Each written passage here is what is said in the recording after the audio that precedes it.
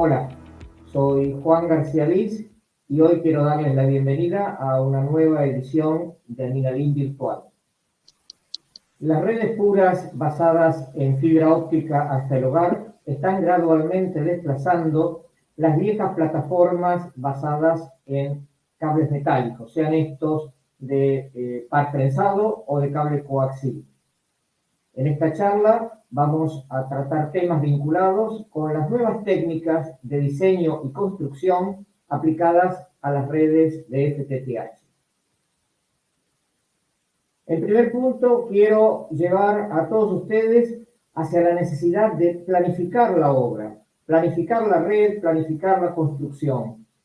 Es muy común que todos nos sentamos tentados a improvisar, y al improvisar va a resultar que después nos encontramos con faltantes de material, con diferencias entre el diseño y la realidad, y todo eso se traduce en demoras, pérdidas de tiempo y muchas veces en realizar 2 veces el mismo trabajo. Esta planificación de la red implica la necesidad de hacer un cronograma de la obra, definir bien las diferentes etapas que la componen, saber cuándo tenemos que encarar cada etapa, cuándo necesitamos hacer el relevamiento, cuándo necesitamos hacer el diseño, cuándo necesitamos hacer la construcción y la entrega de los planos a los contratistas. La etapa que nos vamos a dedicar en esta charla básicamente es la del diseño y planificación de la red. Entonces vamos a analizar cómo dividimos la red, la zona que nosotros queremos brindar servicio, en pequeñas celdas o nodos, cómo vinculamos esos nodos entre sí y qué pautas tomamos para definir el camino, la traza a seguir por los cables troncales y subtroncales.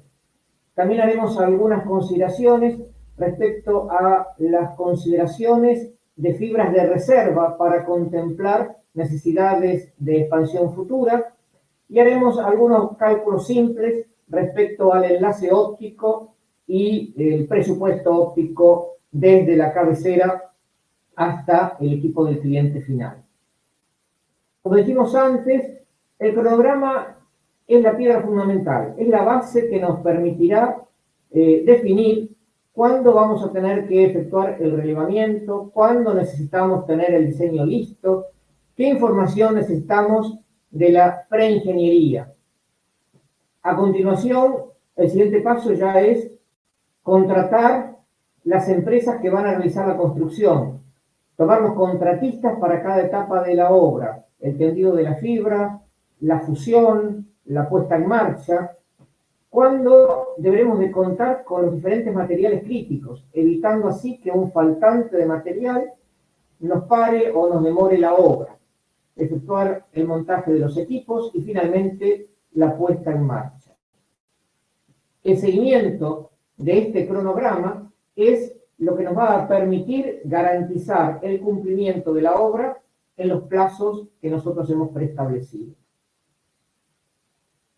Antes de efectuar el diseño, lo que nosotros tenemos que hacer es el relevamiento de la zona a cubrir con el servicio. Este relevamiento no solo implica efectuar el conteo de los hogares o potenciales clientes, sino también identificar cuáles son los soportes que vamos a utilizar, cuál es el estado de los mismos, en qué casos un soporte debe ser reemplazado porque el poste que vamos a usar está podrido en su base, o en qué casos es necesario suplementarlo porque el espaciamiento entre los soportes existentes es muy elevado.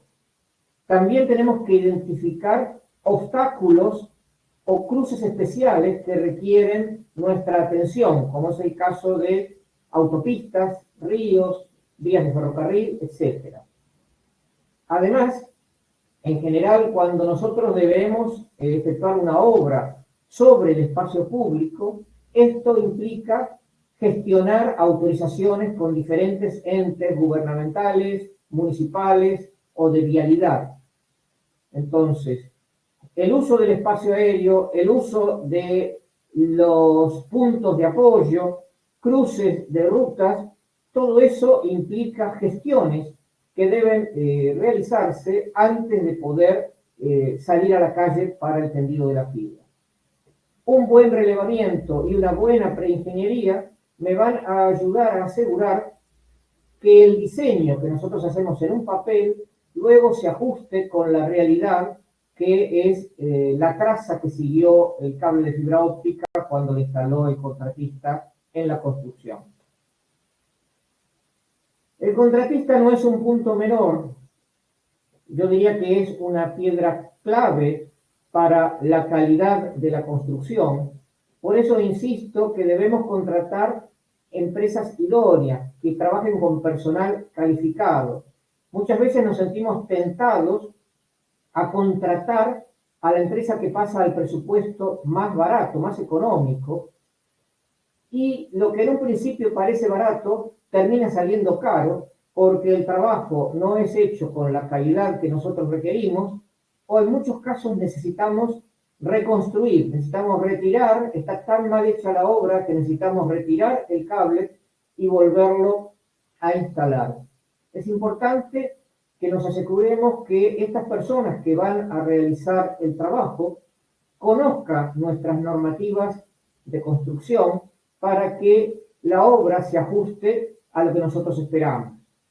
No solo debemos preocuparnos por la calidad de la construcción, sino también debemos verificar que la empresa contratista cumpla con las normas de seguridad personal y señalización vial, porque en caso de que se produzca un accidente o un daño a un tercero, nosotros, como empresa que le encargó ese trabajo a un contratista, terminamos siendo responsables solidarios del daño que este contratista origine o ocasione.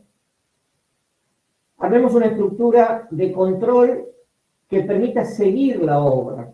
Muchas veces hay empresas que le dan el plano al contratista y lo dejan trabajar hasta que el contratista dice que concluyó la tarea encomendada. Ir a ver qué es lo que hizo el contratista después de un mes puede significar una pérdida de tiempo muy grande porque nos encontramos con todos los vicios de construcción que el contratista fue haciendo día tras día.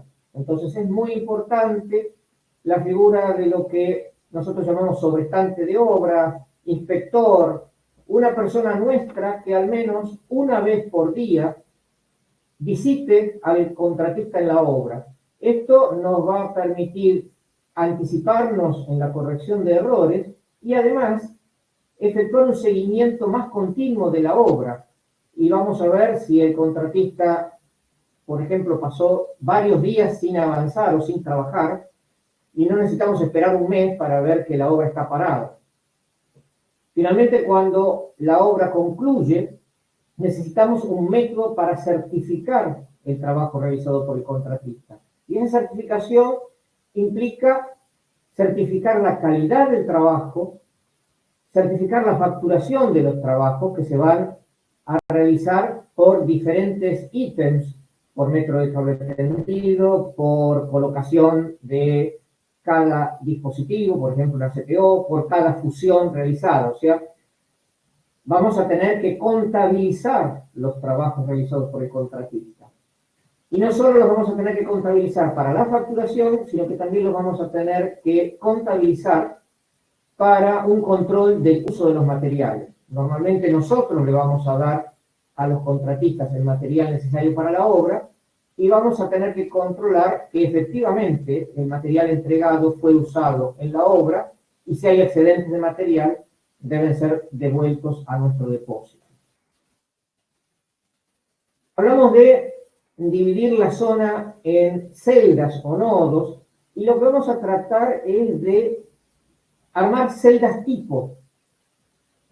Y vamos a tener distintas celdas tipo según la densidad, según la cantidad de hogares por kilómetro o de hogares por cada manzana.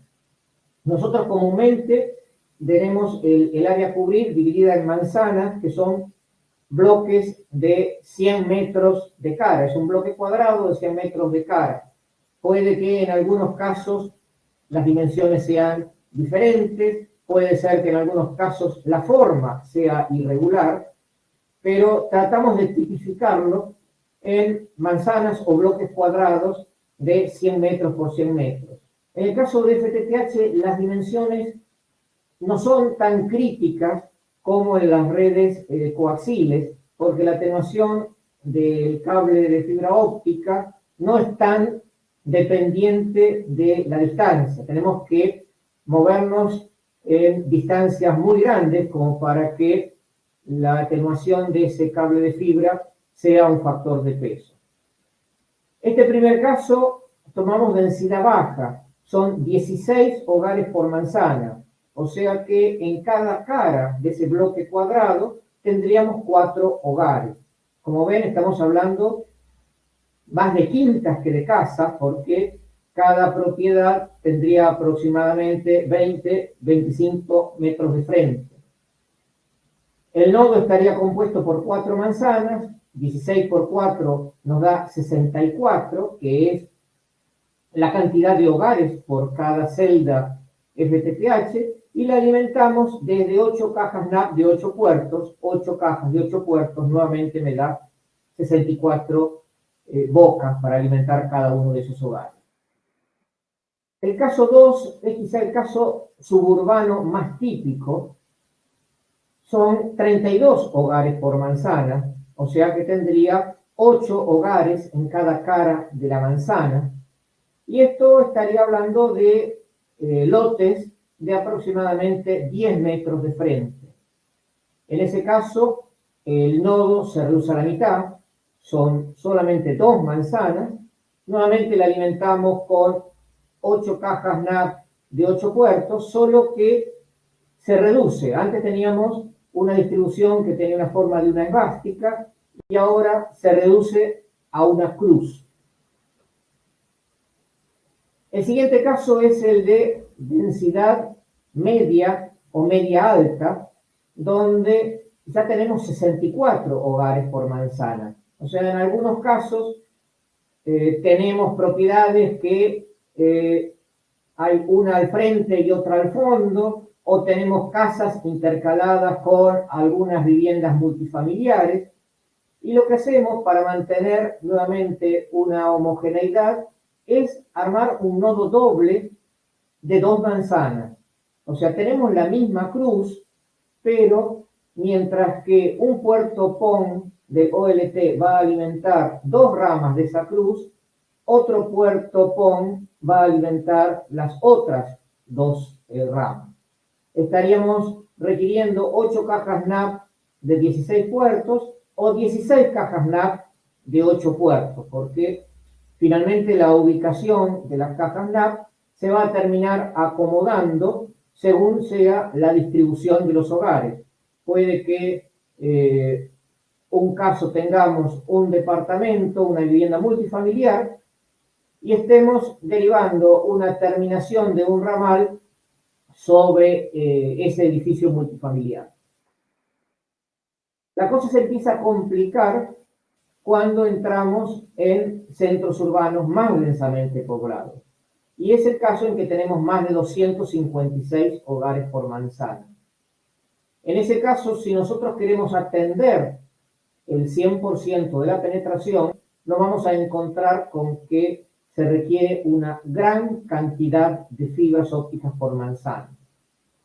En mis análisis, cuando entro ya en zonas de densidad alta, nuestra consideración mínima es de 4 fibras por manzana, o sea, cada cara de la manzana estaría siendo conectada mediante una fibra a un puerto del OLT y potencialmente podría alimentar hasta 64 clientes. En el caso que la manzana esté compuesta por 256 hogares, justamente tengo 64 hogares por cara y con esa fibra podría atender al 100% de la penetración. Si la densidad es todavía mayor, puedo optar por dedicar mayor cantidad de fibras o comenzar solamente con una, apuntar a una penetración más baja y recién en el caso que el éxito comercial me premie, dedicar fibras adicionales para cubrir el resto de la penetración. O sea, si mantengo una fibra por cada cara de la manzana, 4 fibras por manzana, y tengo 1024 hogares por manzana, solamente voy a poder atender al 25% de la penetración. Y ese sería el caso de que la manzana tenga 32 edificios con 32 departamentos o unidades habitacionales cada uno. Finalmente, si la densidad de la manzana ya es muy grande y tengo 2.560 hogares, tengo edificios de mucha cantidad de departamentos, si mantengo una fibra por cada cara de la manzana, solamente podría atender el 10% de la penetración. Vemos acá con este trazo amarillo grueso lo que sería un subtroncal que en una caja de derivación en el cruce de las 4 manzanas deriva 4 fibras para cada manzana, o sea, derivo 16 fibras en total. Como normalmente estamos trabajando con cables Luz Tube de módulo 12, es probable que lo que haga sea dejar en este punto las fibras de 2 tubos, o sea, 24 fibras. 16 van a estar dedicadas a esta cobertura y las otras 8 restantes quedan como fibras oscuras para expansión futura. Es importante que todo lo que hagamos con FTTH contemple siempre fibras oscuras para expansión futura. Hasta ahora lo que estuvimos hablando es cada pequeña pieza del rompecabezas, o sea, cada celda. Falta vincular esas celdas con la cabecera. Un posible esquema es este que se plantea, que es el esquema de macrocelda. ¿En qué consiste el esquema de macrocelda? Cada una de estas mini celdas, cada una de estas piezas del rompecabezas, las ensamblo y las vinculo con un punto de convergencia local. En el esquema dibujado está puesto un gabinete donde se combinan 4 celdas. En realidad puedo combinar 6, puedo combinar 12 o puedo combinar más celdas en un punto de convergencia local. En la medida que sea mayor la cantidad de celdas que convergen en un punto, se va a justificar el uso de un gabinete. Caso contrario, lo que vamos a tener es simplemente una caja de empalme. Hablamos de que es conveniente dejar capacidad extra para expansión futura. Cada una de estas piezas de rompecabezas, cada una de estas celdas, requiere como mínimo una fibra óptica. Lo recomendable es que en nuestro diseño contemplemos 2 fibras, una para el uso actual y una para expansión futura. O sea que cuando agrupemos 6 fibras en un punto de convergencia local, 6 celdas en un punto de convergencia local, vamos a dedicarles 12 fibras, o sea, un tubo de un cable Luz Tube. Si agrupamos 12 celdas o 12 nodos en un punto de convergencia local, le vamos a dejar 24 fibras. Fíjense que también es conveniente el hecho de que estamos manejándonos con múltiplos de 12, que son la cantidad de fibras que tenemos en cada tubo del cable. Pero hay otro esquema que también es válido, en realidad es el que yo estoy aplicando en muchas de las ciudades de densidad media o media-baja, y que es agrupar las celdas a lo largo de un subtroncal lineal. Acá vemos con el trazo amarillo grueso el recorrido de un subtroncal. Cada 200 metros efectuamos una sangría donde derivamos 2 fibras de ese cable subtroncal. Una fibra alimenta un splitter por 8 y desde ese splitter por 8 alimentamos 8 cajas NAP. O sea, tenemos una doble estrella y nos vamos a encontrar que si este subtroncal nos manejamos con cables de 12 a 24 fibras ópticas, va a ser un cable muy manejable, va a ser un cable muy fino, que probablemente sea de dimensiones similares a un RG6 de los que usamos en nuestra acometida domiciliaria de red HFC, que tiene un monotubo central y dentro de ese monotubo vamos a encontrar 12 fibras ópticas. El cable para vincular el primer nivel de splitting que está acá en la caja de empalme y cada caja NAP va a ser un cable que como mínimo debería tener una fibra óptica. Usualmente trabajamos con cable de 2 fibras ópticas para dejar una de reserva. Y es un cable de fibra similar al que usamos para la acometida domiciliaria de FTTH. Y vamos a ir a un ejemplo de dimensionamiento para ver qué forma toma la distribución, cuáles son las trazas de los troncales, los subtroncales y cómo se van acomodando los nodos.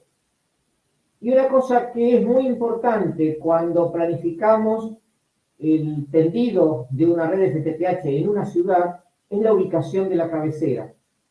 Las redes FTTH manejan gran cantidad de fibras ópticas en sus cables. Entonces, lo ideal es que la cabecera esté ubicada en el baricentro de la ciudad y idealmente que desde ese baricentro partimos con 4 cables troncales, uno en dirección este, otro en dirección oeste, uno en dirección norte y otro en dirección sur. Esos cables troncales van a ser cortados por cables subtroncales cada 200 metros. Lo que vemos aquí en el dibujo es un área regular. En la práctica es difícil que se encuentren con una ciudad que sea exactamente regular, pero tratemos siempre de asimilarla a lo más regular posible. Busquemos un esquema repetitivo. Aun cuando la densidad no sea uniforme, no nos obsesionemos con que la cantidad de hogares cubiertos por cada celda sea exactamente 64. Puede que en un caso el esquema que vimos antes de la cruz nos dé que estamos atendiendo a 80 hogares. Entonces hay 16 hogares que están excediendo el límite de 64. Pero nos ponemos como objetivo que la penetración mínima va a ser quizá de un 60 o de un 80%, pero contamos con reserva para escalar hasta el 100%. O sea, si dejamos 2 fibras por cada nodo, nos queda capacidad extra como para duplicar esa capacidad inicialmente instalada. Por otro lado, puede que esa cruz estamos pisando, estamos pasando por 50 hogares y estoy previendo conectar 64. No importa.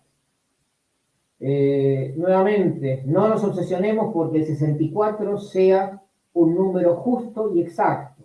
En la medida que hagamos uso de un modelo repetitivo, eso va a simplificar el tendido y nos va a ayudar a optimizar el uso del material.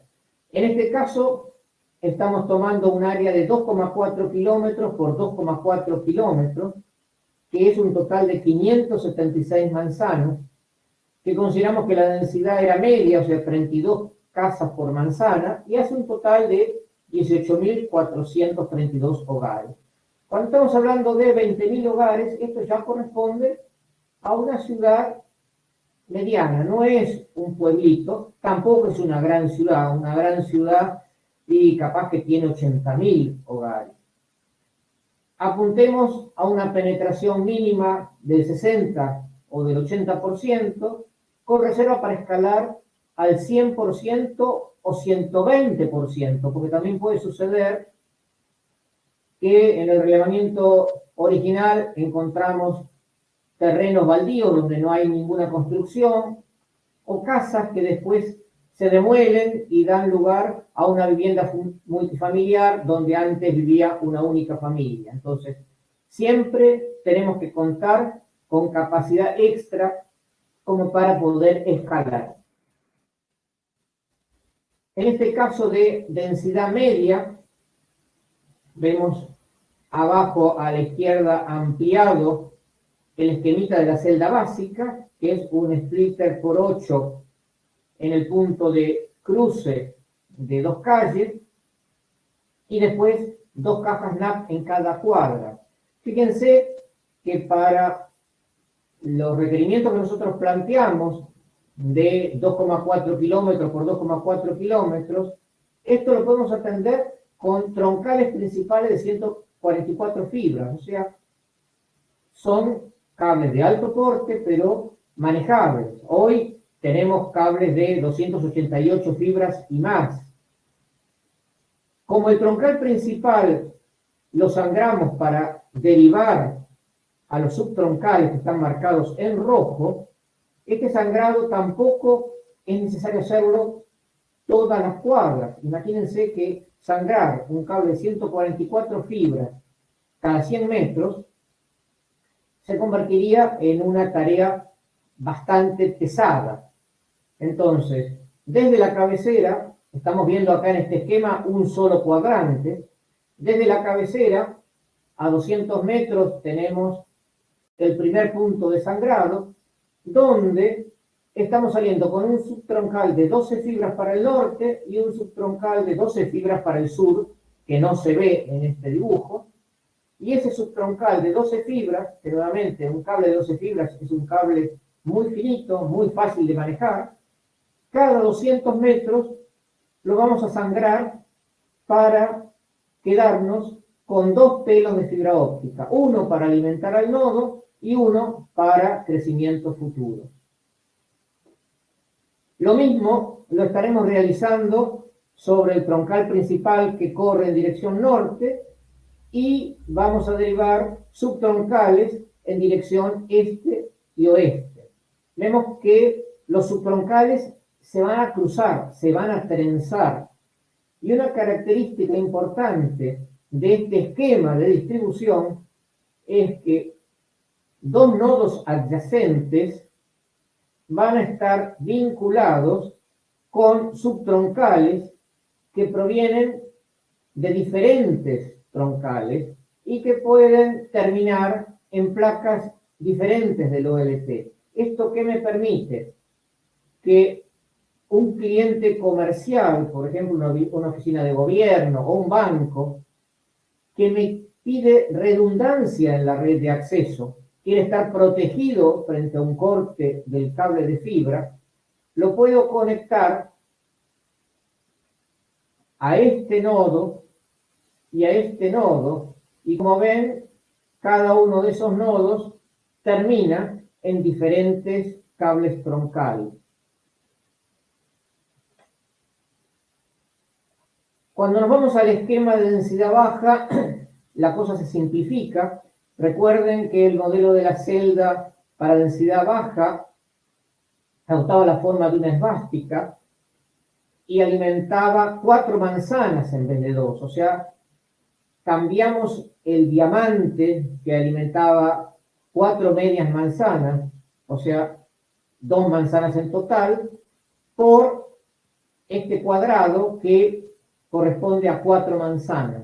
Entonces, en este caso de baja densidad, podríamos trabajar solamente con 2 troncales, uno que corra hacia el este y otro que corra hacia el oeste, y los respectivos subtroncales. Queda siempre capacidad de expansión, porque le vamos a estar dejando 2 fibras ópticas en cada celda o en cada nodo. Finalmente, nada es mandatorio. Podemos llegar a combinar los dos esquemas. Es probable que cerca del centro de las ciudades la densidad sea mayor y a medida que nos vamos acercando a la periferia y nos vamos alejando del centro, la densidad cae. Entonces podemos tener los nodos tipo diamante y subtroncales cruzados en la parte más cercana a la cabecera y subtroncales lineales que no se cruzan en las partes más alejadas donde la densidad es menor.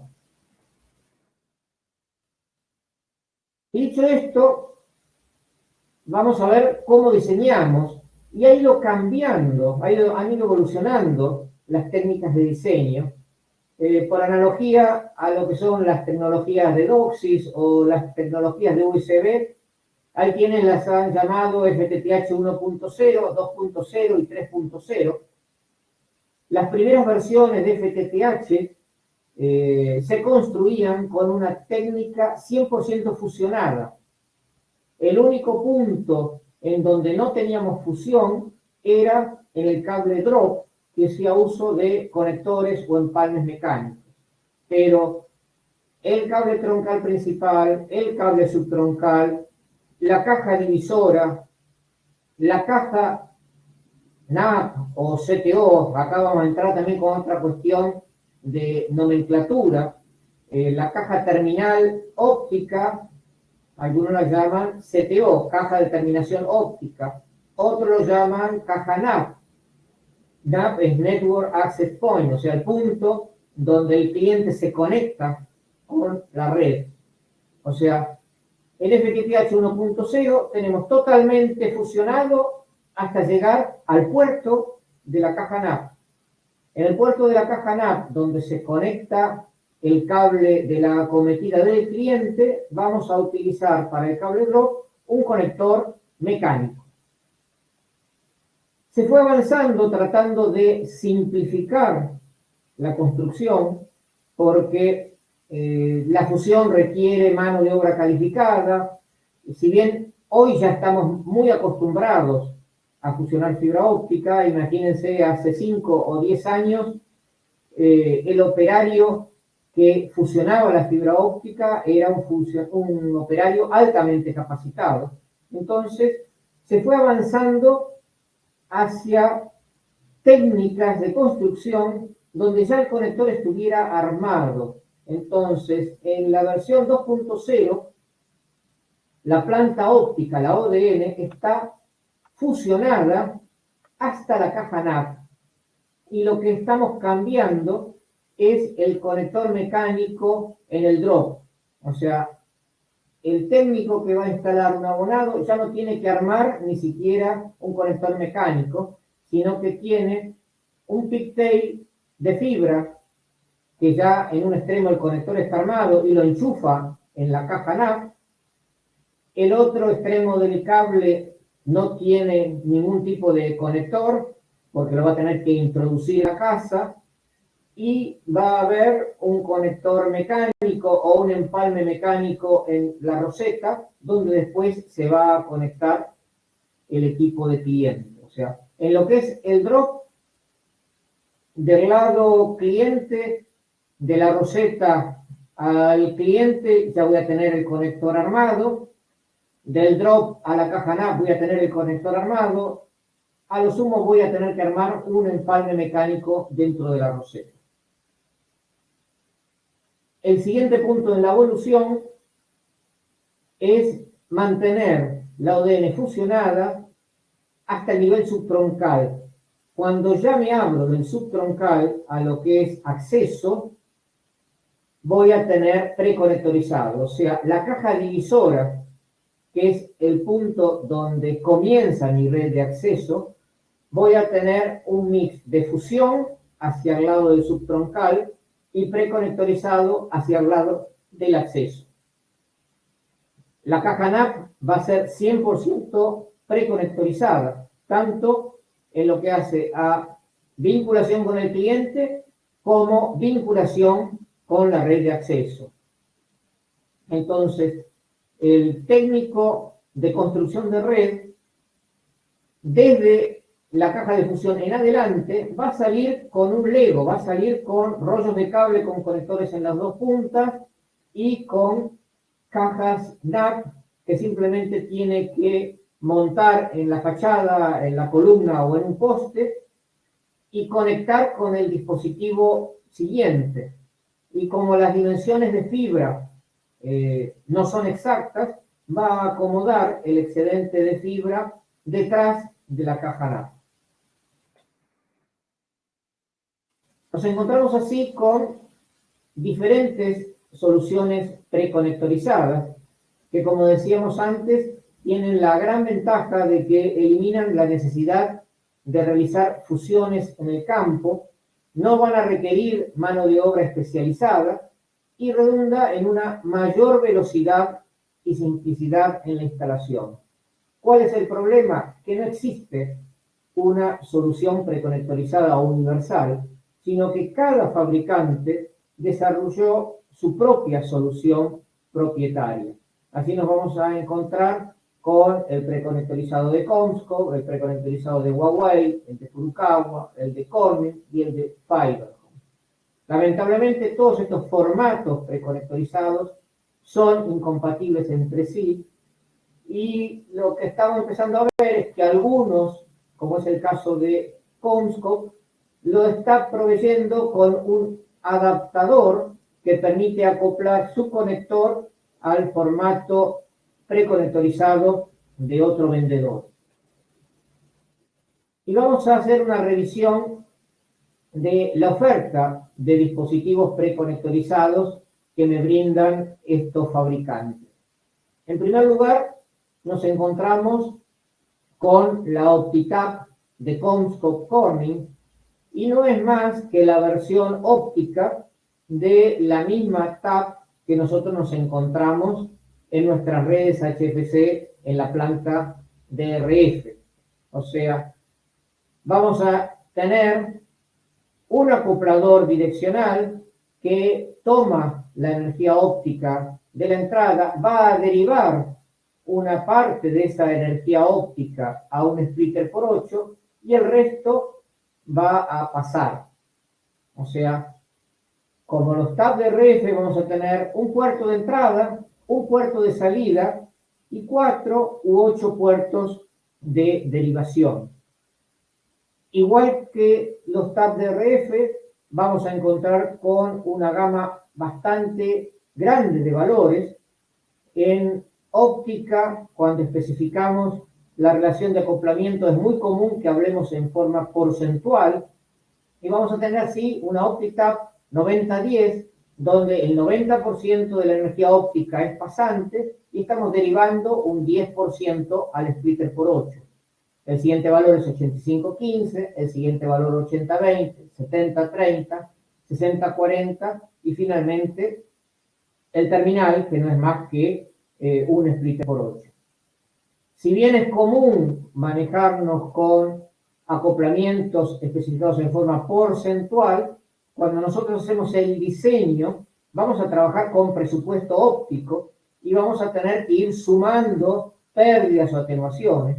Entonces, las especificaciones nos dan cuál es la atenuación al puerto de derivación, al puerto de bajada, donde vamos a conectar el abonado, y esto es lo que antes llamamos el valor del TAP. Antes teníamos TAP de RF de 32, 29, 26, 23, y ahora tenemos acá OptiTaps de 22,54, 21,79, 19,25 y así sucesivamente. Y la pérdida de inserción, obviamente, va a ir creciendo a medida que derivamos mayor cantidad de energía hacia los puertos de abonado. Lo mismo, nuevamente, lo mismo que sucedía con los TAP de RF.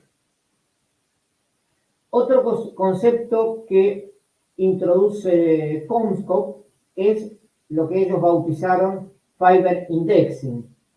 El Fiber Indexing lo que hace es armar un anillo con 12 fibras.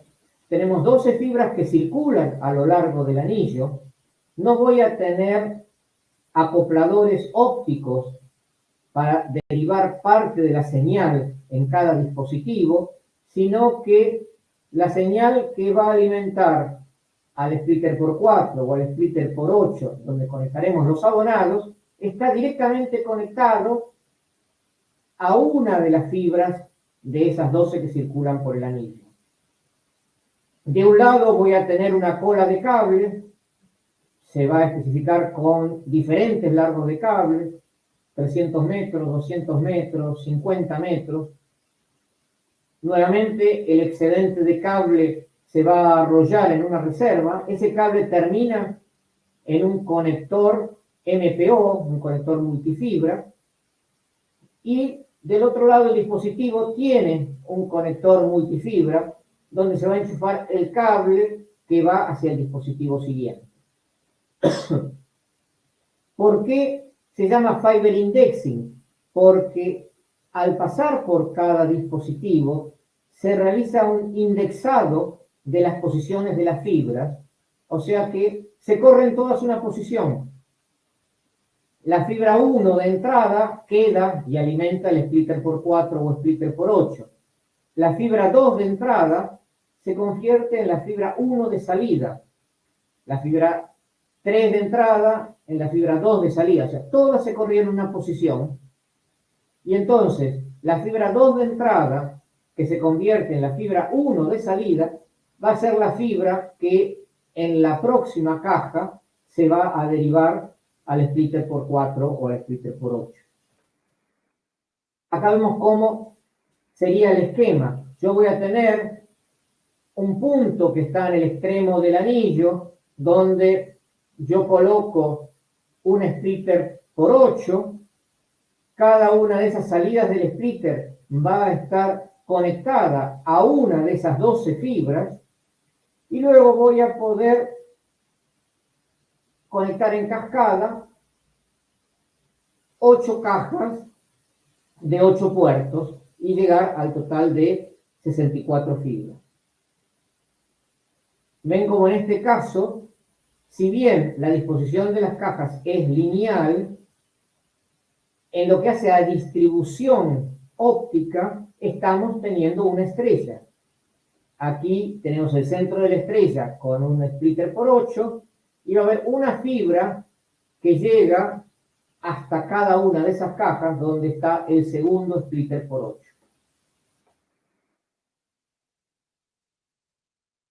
Furukawa también desarrolló una solución preconectorizada que bautizó con el nombre de Easy Start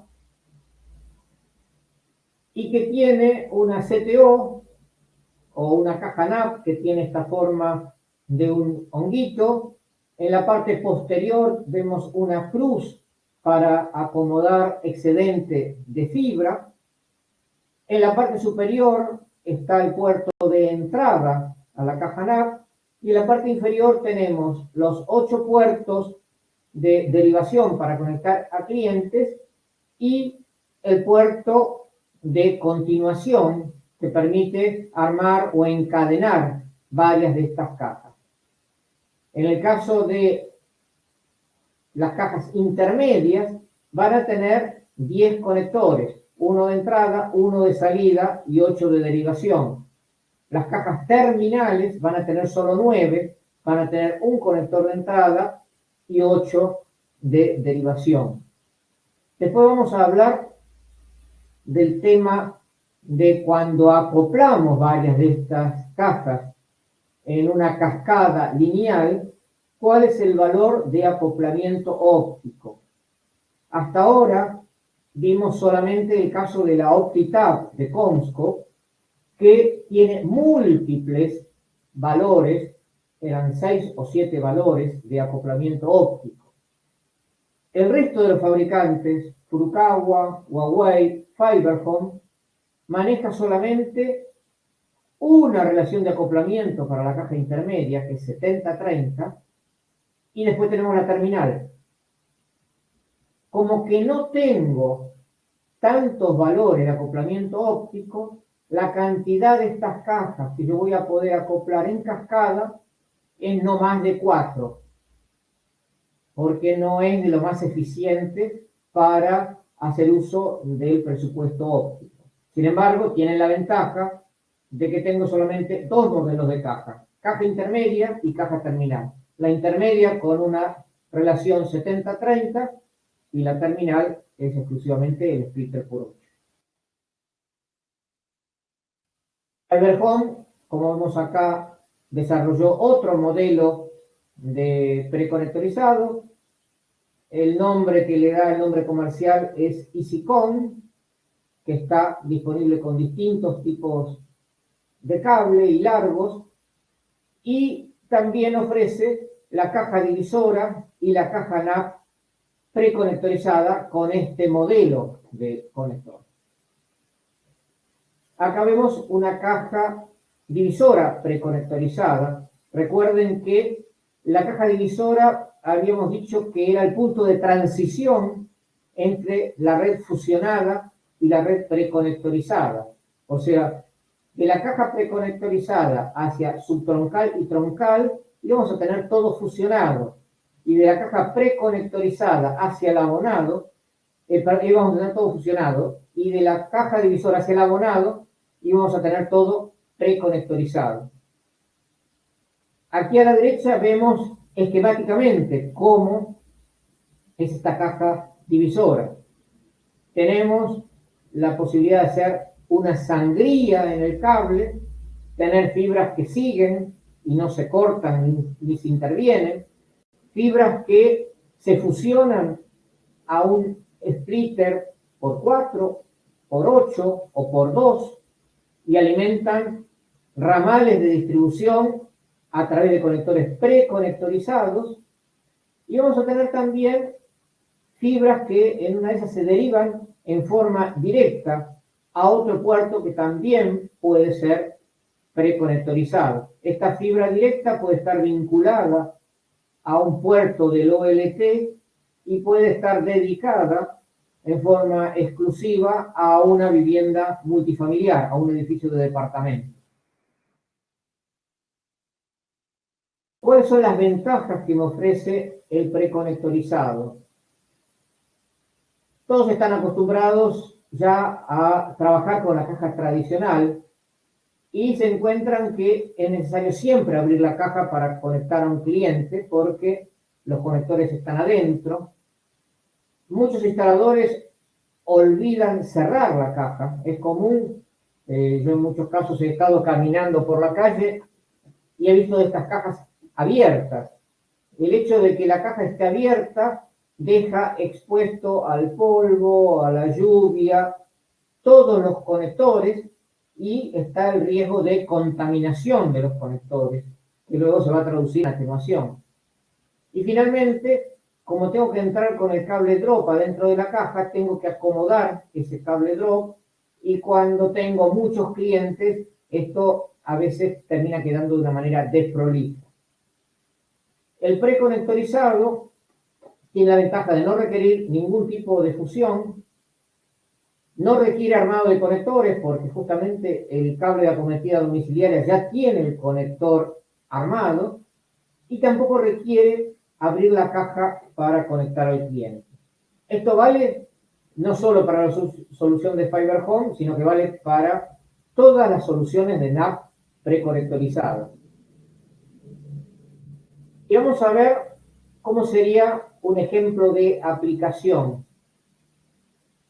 A la izquierda vemos en amarillo lo que sería el tendido del cable subtroncal.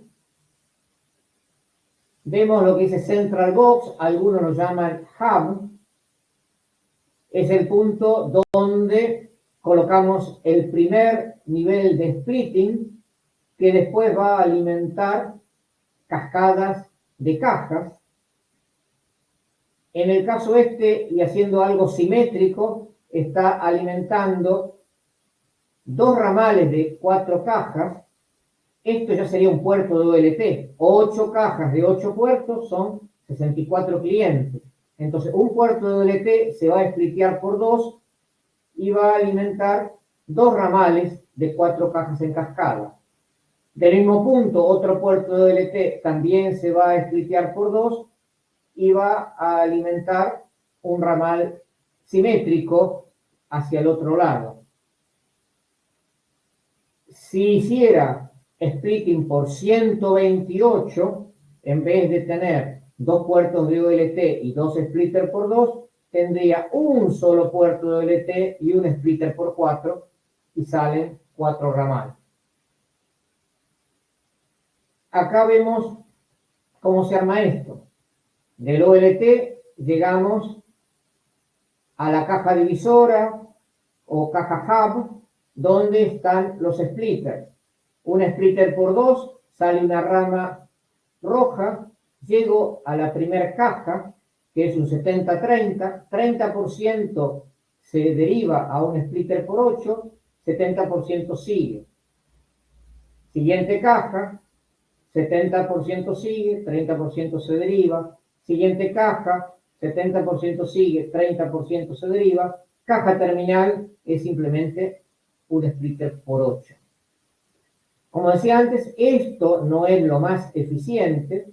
¿Por qué? Porque en la caja más cercana a la caja divisora, yo quizá necesitaría un 80-20 en vez de un 70-30. En la siguiente necesitaría un 70-30 y en la última un 60-40. Entonces, ¿qué resulta? Que en la primera caja estoy dejando más señal óptica de la que necesito y en la última puedo llegar medio justo. Es por eso que como estoy manejando con un único valor, no se recomienda acomodar más de 4 cajas en esta cascada.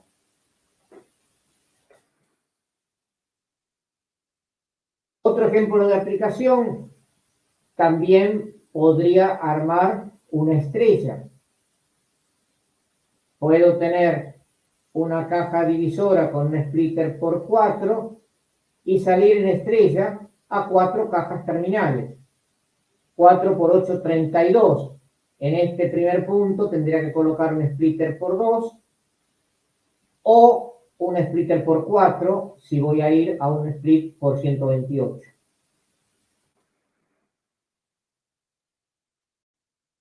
Huawei, con diferente apariencia, ofrece una solución similar. O sea, las soluciones técnicamente son similares en Furukawa, Fiberhome, Huawei.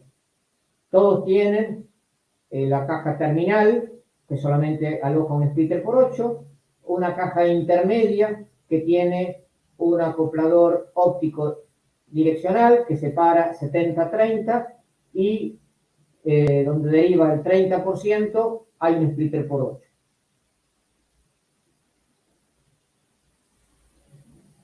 Vemos acá el esquema.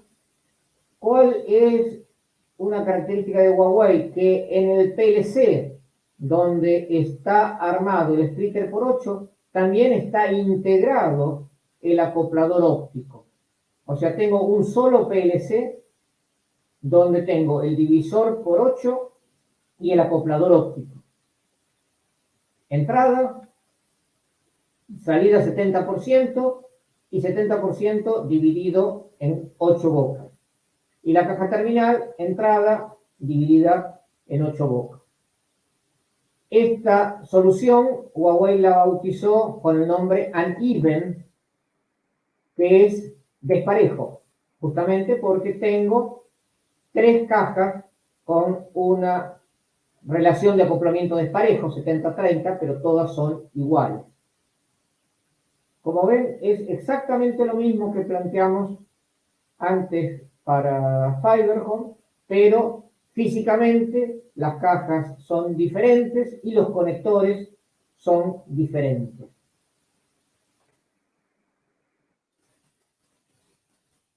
Esto sí que, hasta donde yo sé, está solo disponible en la solución que ofrece Huawei, es muy interesante. ¿Y en qué consiste? En vez de cascadear las cajas con cable de una sola fibra, lo estoy cascadeando con cable de 2 fibras. Entonces, dentro de cada caja FAT, otro nombre de la caja NAP o CPO, otros lo llaman FAT, tengo 2 acopladores 70-30, un acoplador deriva el 30% a un splitter por 8 local y el otro deriva el 30% a un conector que me permite conectar una caja de expansión, una caja remota.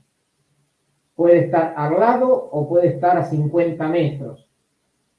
Pero piensen que yo ahora tendría una traza de las cajas a nivel dispuestas linealmente y de cada caja a nivel puedo derivar una caja de expansión.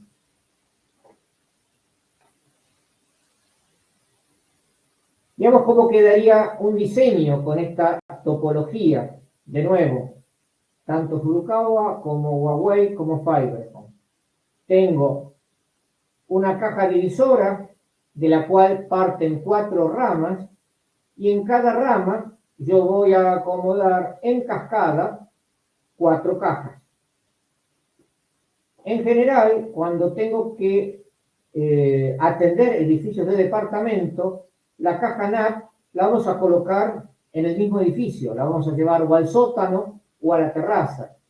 Y lo recomendable en este esquema preconectorizado es que estas cajas NAP que alimenten el edificio sean terminales para evitar tener que entrar y salir del edificio, entrar, subir a la terraza y bajar de la terraza. Y veamos algunos casos particulares. Nuevamente, la caja divisora, de la cual salimos con 4 ramales, 4 cajas en cada ramal, y en este ramal 1 tenemos 2 cajas sobre la calle, y las 2 últimas cajas las colocamos en la terraza del edificio. Este sería el caso de un edificio pequeño, de 16 departamentos, o quizás un edificio de 32 departamentos, del cual yo contemplo que voy a llegar a darle servicio al 50%, entonces coloco 2 cajas NAP de 8 puertas. A medida que tengo más departamentos dentro del edificio, voy a necesitar colocar mayor cantidad de cajas NAP y cuando tengo 32 departamentos, ya le tengo que dedicar un ramal completo. Y las 4 cajas NAP que antes tenía para distribuir a lo largo de la cuadra, a lo largo de la calle, en casa, las voy a tener en la terraza del edificio y de la terraza voy a estar bajando con cables de fibra óptica por exterior. Si tengo más cajas NAP, más departamentos, voy a tener que colocar mayor cantidad de cajas NAP o de puertos y puede ser que le tenga que dedicar un puerto completo del OLT. Recuerdan cuando hablamos antes de la caja divisora que hacia una de las salidas podíamos dedicarle directamente una de las fibras de entrada sin pasar por un splitter. Sería ese el caso de que un puerto del OLT que está conectado a una fibra lo ruteamos directamente a un puerto de esta caja. Mayor cantidad de departamentos, mayor cantidad de puertos de OLT por edificio. Pero fíjense que en la medida que esto va creciendo, va siendo cada vez mayor la cantidad de fibras ópticas que yo necesito dentro de este cable subtroncal.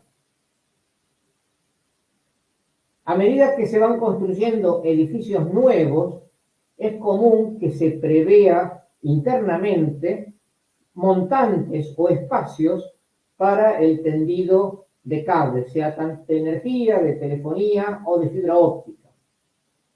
Están más preocupados por la estética, no quieren cableado por exterior, y entonces vamos a tener que cablear por dentro del edificio utilizando un cable especial que se llama cable riser. El cable riser tiene resistencia mecánica suficiente como para autosoportarse en tendidos verticales, porque piensen que va a tener que mantener el esfuerzo de tracción del propio peso del cable, y además se trata de un cable que va a ser de tipo antillama.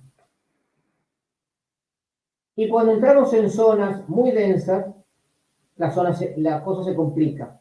Recuerden el caso que hablaba anteriormente, cuando decía por lo menos 4 fibras por manzana.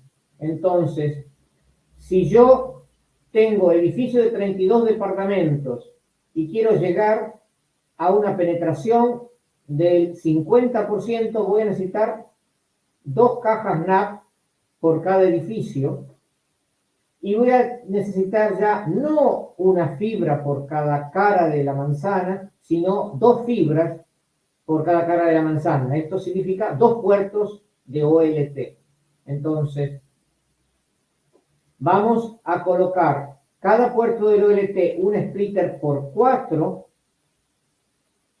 para 4 departamentos y otro splitter por 4 para otros 4 departamentos y 2 cajas NAP, que ahí ya sería una 7030 y una terminal.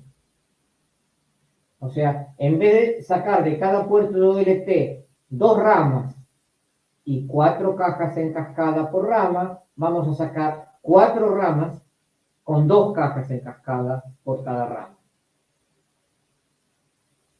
Tratando de completar el abanico de opciones, nos encontramos con la OLT remota. Esto aplica en caso de densidad extrema, o sea, muy baja densidad o muy alta densidad.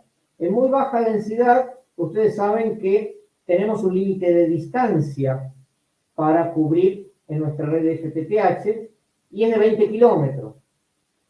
Si queremos cubrir distancias mayores, necesitaríamos armar un nuevo hub, y armar un nuevo hub es costoso porque implica comprar una propiedad, acondicionarla, energía, toda una serie de complicaciones.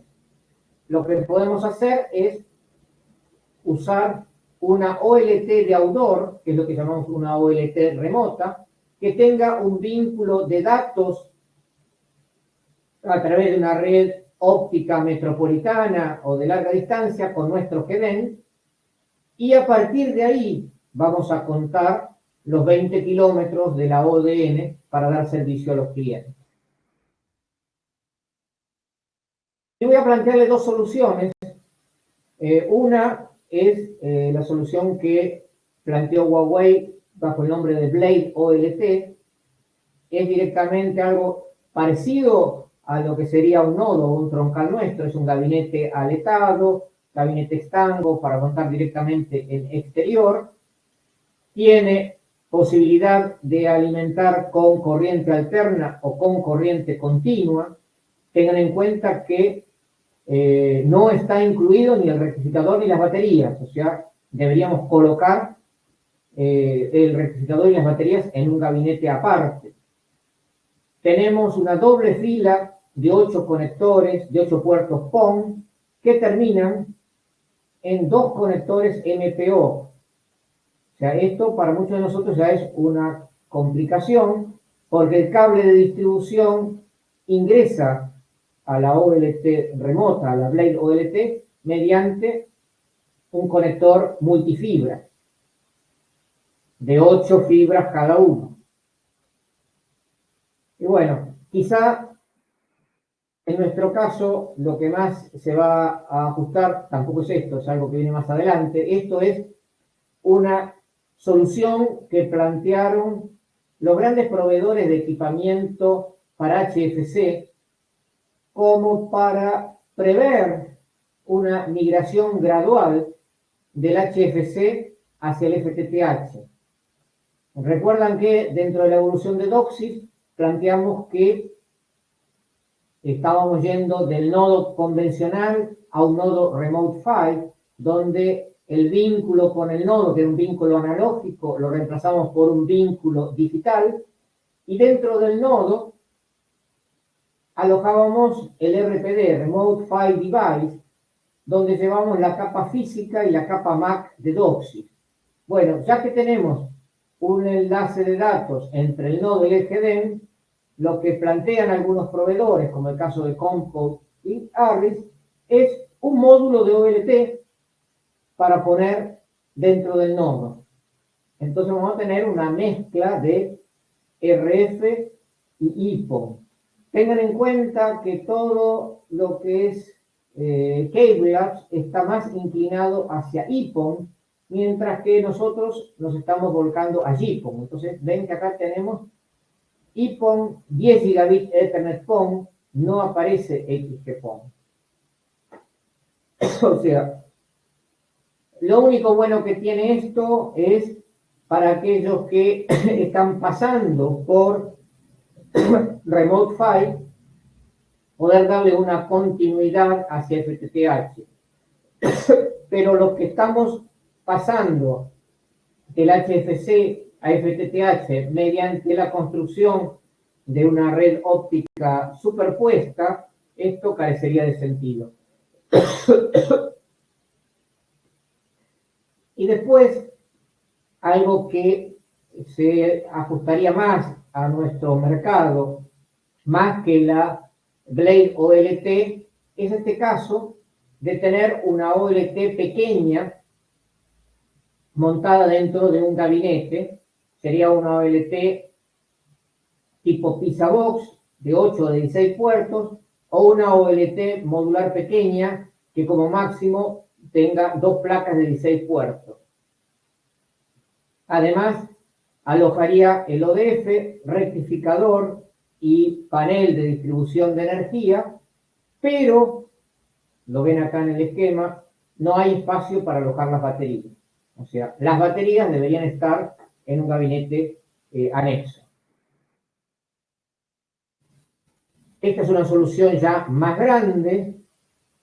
En el caso de que lo que queramos hacer es evitar la construcción de un hub, podríamos alojar en un gabinete grande una OLT que tenga 7 placas PON horizontales. Piensen que cada placa PON alimenta aproximadamente 1000 hogares, o sea, sería para 7000 hogares. Y 2 EDFAs, en el caso de que querramos también transmitir televisión en 1550 nanómetros. Si no ponemos los EDFA, podríamos poner una OLT grande con 15 placas verticales y nuevamente a razón de 1000 hogares por placa, estamos en 15.000 hogares atendidos desde una OLT. O sea, esta es una alternativa interesante y el único punto crítico para tener en cuenta es el del vandalismo. Realmente estamos poniendo en la calle equipamiento muy costoso y expuesto a las manos de un vándalo que lo puede dañar o lo puede llegar a robar. Esta OLT en gabinete se puede montar sobre una pared, se puede montar sobre una base de hormigón.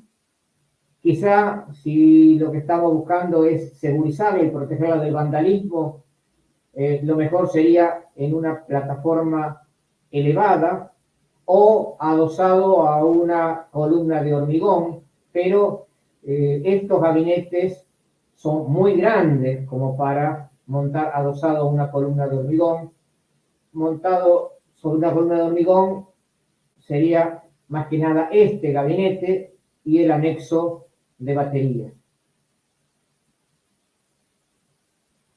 Bueno, llegamos así al fin de esta presentación. Como ven, hay un abanico muy interesante de opciones de equipamiento, opciones de técnicas de distribución y de cableado. Gracias por escucharme y espero que nos podamos encontrar en una próxima versión de Engineering Virtual.